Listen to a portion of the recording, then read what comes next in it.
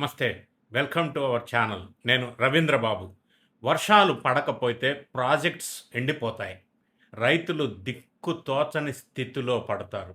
మరి ఇలాంటి పరిస్థితుల్లో, వర్షాభావ పరిస్థితుల్లో తెలంగాణ చీఫ్ మినిస్టర్ రేవంత్ రెడ్డి గారు నాగార్జున సాగర్ దగ్గర ఈరోజు అంటే 10th ఆగస్ట్ మహావరుణ యాగం నిర్వహిస్తున్నారు వర్షాల కోసం. ఇలాంటివి చేయటం ఫస్ట్ టైం కాదు. గతంలో కూడా కొంతమంది ముఖ్యమంత్రులు ఇలా వర్షాభావ పరిస్థితులు ఉన్నప్పుడు ఇలాంటి యాగాలు నిర్వహించిన సందర్భాలు ఉన్నాయి. లేవు అని కాదు. అయినప్పటికీ ఇప్పుడు డిస్కషన్ పాయింట్ ఏంటంటే, యాగం చేస్తే అసలు వర్షం పడుతుందా, లేదా ఇది కేవలం ఒక నమ్మకం, లేదా మూఢనమ్మకం, లేదా విశ్వాసం ఇది అయి ఉండవచ్చా? మనం గమనించని అద్భుతమైనటువంటి విజ్ఞాన శాస్త్రం అంటే సైన్స్ ఏమన్నా ఇందులో ఏమన్నా ఉందా? అసలు రేవంత్ రెడ్డి తీసుకున్నటువంటి ఈ వరుణ యాగ నిర్ణయం వెనక పొలిటికల్ మైండ్ గేమ్ ఏమన్నా ఉందా? ఇటువంటి రకరకాల మల్టిపుల్ యాంగిల్స్లో ఈ వీడియోలో ఈ వరుణ యాగం వెనక ఉన్నటువంటి సైన్స్ అండ్ పొలిటికల్ అంశాలను విశ్లేషణ చేసే ప్రయత్నం చేద్దాం. ఇది ఏదో రొటీన్గా జస్ట్ లైక్ దట్ చేస్తున్నటువంటి పూజ కాదు. దీనికోసం రాష్ట్ర దేవాదాయ ధర్మాదాయ శాఖ ఆధ్వర్యంలో అత్యంత భారీ ఏర్పాట్లు అయితే జరిగినాయి. ఈరోజు 10th ఆగస్టును జరుగుతున్న యాగం కోసం స్వయంగా రాష్ట్ర నీటిపారుదల పౌర సరఫరాల శాఖ మంత్రి ఉత్తమ్ కుమార్ రెడ్డి గారు దంపతులు ఈ యాగ ఏర్పాట్లను దగ్గరుండి పర్యవేక్షించారు. వారు యాగాన్ని స్టార్ట్ చేశారు. ప్రసిద్ధ యాదగిరిగుట్ట శ్రీ లక్ష్మీ నరసింహస్వామి దేవస్థానానికి చెందినటువంటి ప్రధాన అర్చకులు, పండితులు, సిద్ధాంతులు ఈ యాగానికి శుభ ముహూర్తాన్ని ఖరారు చేశారు. అంతేకాకుండా ఒకరు ఇద్దరు కాదు, ఇది ఒక భారీ యాగం. ఏకంగా 108 మంది వేద పండితులు 11 హోమ కుండాల ద్వారా వైదిక ఆచారాల ప్రకారం ఈ మహావరుణ యాగాన్ని శాస్త్రోక్తంగా నిర్వహించటం జరుగుతూ ఉంది. ఇప్పుడు ఈ రోజున ప్రభుత్వం ఇంత ప్రతిష్టాత్మకంగా ఈ కార్యక్రమాన్ని, ఈ మహాయాగాన్ని నిర్వహణ చేయటంలో అసలు ప్రభుత్వ వైదిక క్రతువుని ఇంత భారీ స్థాయిలో నిర్వహించటం వెనక సైన్స్ ఏమన్నా ఉందా లేదా, పొలిటికల్ లెక్కలు, ఇటువంటి కొద్దిగా హాట్ టాపిక్గా డిస్కషన్ డిఫరెంట్ యాంగిల్స్లో కొంతమంది విశ్లేషణ చేస్తూ ఉన్నారు.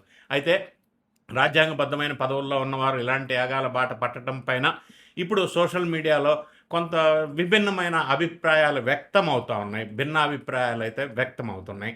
వరుణ యాగం వెనక ఉన్నటువంటి సైన్స్ ఏంటి, టెక్నికల్ అండ్ సైంటిఫిక్ యాంగిల్ మనం ఒక ప్రొఫెషనల్గా వివరించే ప్రయత్నం చేద్దాం.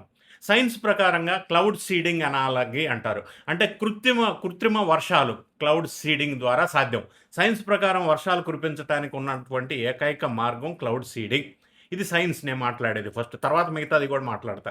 కృత్రిమ వర్షాలు ఎలాగంటే, వాతావరణంలో తేమతో కూడినటువంటి మేఘాలు ఉన్నప్పుడు విమానాలు లేదా రాకెట్స్ ద్వారా సిల్వర్ అయోడైడ్, మళ్ళీ దాంతోపాటుగా పొటాషియం అయోడైడ్ లేదా డ్రై ఐస్ ఇటువంటి కెమికల్స్ని ఈ మేఘాల పైన చల్లుతారు, స్ప్రే చేస్తారు. దీనివల్ల వీటిల్లో మేఘాల్లో ఉన్నటువంటి నీటి బిందువులు ఒకదానికొకటి కలిసి బరువెక్కి వర్షంగా కిందకి కురుస్తాయి. ఇది ఇందులో క్లౌడ్ సీడింగ్లో ఉన్నటువంటి సైన్స్. కానీ ఈ యాగాల వల్ల వెలువడే పొగ మేఘాలను ఆకర్షించగలుగుతుంది అనటానికి ఎలాంటి శాస్త్రీయమైన ఆధారాలు ఇప్పటిదాకా లేవు. అలాగని నేను కొట్టిపారేయట్లేదు. యాగాలకున్న ప్రత్యేకత, సాంప్రదాయం, విశ్వాసం గురించి కూడా మనం విశ్లేషణ చేద్దాం. ఆయుర్వేదం మరియు ప్రాచీన విజ్ఞానం ప్రకారం యాగాలు, యజ్ఞాలు వీటిల్లో వాడేటువంటి ద్రవ్యాలకు ఒక ప్రత్యేక శక్తి ఉంటుంది అనేది మన నమ్మకం. తిరుమల తిరుపతి దేవస్థానం వారి ఉన్నటువంటి సమాచారం మేరకు కరీరీ ఇష్టి అంటే వర్షాన్ని రప్పించే అద్భుత కృతువు. కృష్ణ యజుర్వేదంలో మైత్రాయణి సంహిత ఆధారంగా తీవ్రమైన కరువు పరిస్థితులు ఉన్నప్పుడు వర్షాల కోసం చేసే అత్యంత శక్తివంతమైన వైదిక యాగమే ఈ కరీరీ ఇష్టి అని అంటారు. కరీరా అనే ఒక ప్రత్యేకమైన అడవి పొద పండ్లను, ఫ్రూట్స్ని ఎండబెట్టి వాటిని హోమగుండంలో ప్రత్యేక మంత్రాలతో ఆహుతిస్తారు. దీనివల్ల వాతావరణంలో తక్కువ పీడనం ఏర్పడి మేఘాలు త్వరగా కిందకి వర్షిస్తాయి అనేది ఒక నమ్మకం. వరుణయాగం క్రతువులో ఉపయోగించేటువంటి ప్రతి వస్తువు కూడా నలుపు రంగులో అంటే కృష్ణవర్ణంలో ఉంటుంది అనేది కూడా ఒక వాస్తవం. ఋత్వికులు ధరించేటువంటి వస్త్రాలు కానీ హోమ ద్రవ్యాలు కానీ చివరికి అగ్నికి సమర్పించే వెదురు బియ్యంతో చేసినటువంటి అన్నం కూడా ఈ కృష్ణవర్ణం కలర్లో ఉంటుంది. ఈ నల్లటి మేఘాలను ఆకర్షించటానికి ఇది దోహదపడతాయి అనేది ఒక నమ్మకం, ఒక భావం, ఆచారం, ఒక సాంప్రదాయం. అయితే యాగానికి వాడే ఆవు నెయ్యి, సమిధలు, మూలికలు, మూలిక ద్రవ్యాలు భారీగా అక్కడ కాల్చినప్పుడు లేదా కాలినప్పుడు రిలీజ్ అయ్యేటువంటి కార్బన్ మరియు ఆర్సోస్ అంటారు. అంటే కొన్ని కెమికల్స్ వాతావరణంలోకి ఇవి రిలీజ్ అవుతాయి. ఇవి మేఘాలు కేంద్రీకృతం అవటానికి లేదా క్లౌడ్ కండెన్సేషన్ న్యూక్లియై సిసిఎన్ అంటారు. అది ఆ విధంగా చేయటానికి పనికి వస్తాయి, సహాయపడతాయి అని చెప్పి కొన్ని కథనాల ద్వారా తెలియవస్తూ ఉంది. అయితే ఇక్కడ ఒక పాయింట్ ఏంటంటే ఎయిర్ ప్యూరిఫికేషన్ అండ్ ప్రెషర్లో మార్పులు మనం పరిశీలించినట్టయితే నిరంతరం పెరిగేటువంటి ఉష్ణోగ్రత, హోమాల వల్ల వచ్చే పొగ న్యాచురల్ అంటే బ్యాక్టీరియల్ సబ్స్టెన్స్గా పనిచేసి స్థానికంగా వాతావరణంలో వాయుపీడనంలో కొన్ని మార్పులు తెచ్చే అవకాశం ఉంది అనేది కొంతమంది చెప్తున్నటువంటి మాట. అయితే మరి ప్రముఖంగా సైంటిస్ట్స్ ఏమంటున్నారు అనేది మనం ఆలోచించినట్టయితే సైంటిఫిక్ కమ్యూనిటీ ప్రకారంగా కేవలం ఇట్లా డెవలప్ అయి రిలీజ్ అవుతున్నటువంటి ఈ పొగ వల్ల భారీ వర్షాలు కురవటం అనేది శాస్త్రీయంగా ఇప్పటివరకు ప్రూవ్ అవ్వలేదు. ఇది స్థానిక వాతావరణాన్ని కొద్దిగా ప్రభావితం చేయవచ్చునేమో కానీ నైరుతి ఋతుపవనాలని మార్చలేవు. కాబట్టి దీన్ని సైన్స్ కంటే సెంటిమెంట్ మరియు నమ్మకం, హోప్గానే చూడాలి అనేది ఆధునిక శాస్త్రవేత్తలు ఉన్నటువంటి ఆర్గ్యుమెంట్.